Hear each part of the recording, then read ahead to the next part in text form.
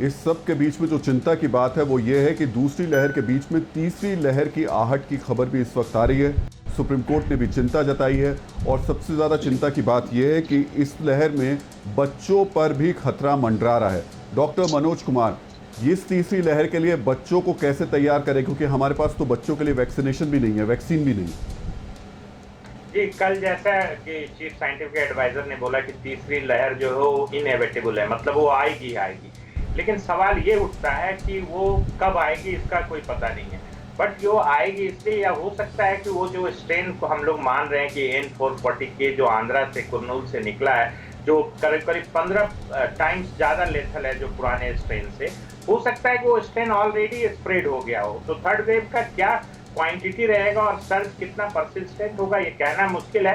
But हमने जैसे देखा कि सेकेंड वेव में यंग लोग इफेक्टेड हुए और बहुत सारे यंग लोग जो 25 से लेकर 40 साल की उम्र के थे उनकी मृत्यु भी हुई। तो तीसरे लहर में बच्चे भी इन्वॉल्व होंगे, क्योंकि वो पॉपुलेशन अभी तक बचा हुआ है, वो इम्यून नहीं हुआ है। तो बच्चों के लिए हमारे पास अभी 18 साल से नीचे की कोई वैक्सीन नहीं है। फाइजर और मॉडर्ना की 16 साल तक क्या है, कुछ चाइनीज वैक्सीन है साइनोवैक की, उनकी वैक्सीन का बच्चों में ट्रायल चल रहा है। तो हमें दोनों चीजों पे ध्यान रखना होगा कि वेरिएंट के लिए अपने वैक्सीन को अपडेट करें।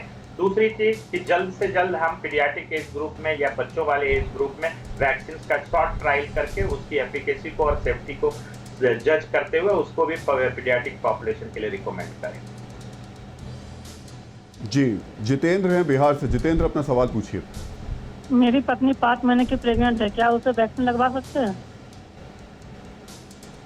जी नहीं। डॉक्टर राजू व्यास, अभी हिंदुस्तान में जिस प्रकार के दो प्रकार के वैक्सीन हम लोग यूज कर रहे हैं, उन दोनों ही वैक्सीन में गाइडलाइंस ये कहती है कि प्रेग्नेंट फीमेल्स को इस प्रकार के कोरोना के वैक्सीन अभी नहीं लेने चाहिए। बिहार से संजय है हमारे साथ। संजय, सवाल पूछिए। जी, मुझे पूछना है कि वो राफेल, वो बड़ी बड़ी मिसाइलें और तोपें कहाँ चली गई?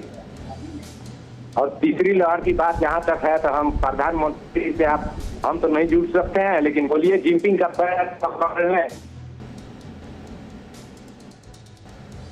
चलिए जी, बिल्कुल बिल्कुल। अब आप जो बात कर रहे हैं बहुत हद तक पॉलिटिकल हो रही है, लेकिन डॉक्टर गौतम, यहाँ सवाल ये है कि बच्चों को लेकर के सबसे ज़्यादा चिंता सता रही है। हमने अभी ऐसी कोई तैयारी की नहीं है। फिलहाल फौरी तौर पर अगर हम एडवांस में कुछ क्या तैयारियां कर सकते हैं अपने बच्चों को लेकर के, क्या हमें अभी से शुरू कर देना चाहिए? कुछ इस पर आप बताएंगे। राहुल जी, पहली बात तो मैं आपके चैनल के माध्यम से ये चीज क्लियर कर देना चाहता हूँ कि कोई भी ऐसा डेटा अब तक नहीं है जो ये कहता है कि थर्ड वेव आएगी ही। ये थर्ड वेव आएगी, कैसे आएगी, किसी ने अभी तक इसके बारे में कुछ डेटा प्रेजेंट नहीं किया। यस, जो पुरानी वेव थी स्पेनिश फ्लू की जो 1919 में हुई थी, उस वक्त फर्स्ट, सेकंड और थर्ड वेव आई थी।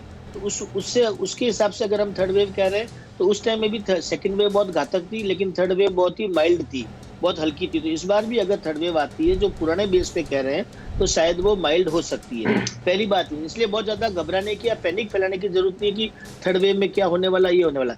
यस, जहाँ तक तैयारी की बात है तो हमारे महाराष्ट्र में, मुंबई में ऑलरेडी थर्ड वेव के लिए जो हम लोग एक्सपेक्ट करेंगे अगर आती है तो वो अक्टूबर नवंबर में आती है। तो हमको टाइम मिलेगा इसमें, क्योंकि बाकी जो वेस्टर्न वर्ल्ड है, यूके, यूएस, यूरोप, वो हमारे से इन चीजों में 3 महीना आगे चल रहे हैं। अगर वहां पे वो थर्ड वेव आएगी तो डेफिनेटली हमारे यहाँ पे आने की संभावना रहेगी, जो बच्चों में ज्यादा हो सकती है। तो महाराष्ट्र में, मुंबई के अंदर ऑलरेडी पीडियाट्रिक बच्चों के लिए कमेटी भी बना दी गई है पीडियाट्रिक डॉक्टर्स की, प्लस ऑलरेडी उस टाइप के जंबो सेंटर, जंबो हॉस्पिटल को अडॉप्ट करना शुरू कर दिया और उस तरह के हॉस्पिटल्स भी बनाने का काम शुरू हो गया। 3-4 पीडियाट्रिक हॉस्पिटल, बच्चों वाले हॉस्पिटल ऑलरेडी इसी काम के लिए ले गए। तो ये चीजें, ये व्यवस्था, ये चीजें हमको डॉक्टर गौतम, पूरे देश में मुझे लगता है, हाँ बिल्कुल निश्चित तौर पर इसकी बहुत ज़्यादा सख्त ज़रूरत है। लेकिन इस सब के बीच में इस समय ज़रूरत है संजीव जैन को ऑक्सीजन एम्बुलेंस की ज़रूरत है दिल्ली में। इस मैसेज को हम लोग स्क्रीन पर फ्लैश कर रहे हैं, नंबर आपके सामने आ रहा है। अगर आप मदद कर सकते हैं, दिल्ली सरकार या वॉलंटियर्स, तो ज़रूर मदद करें।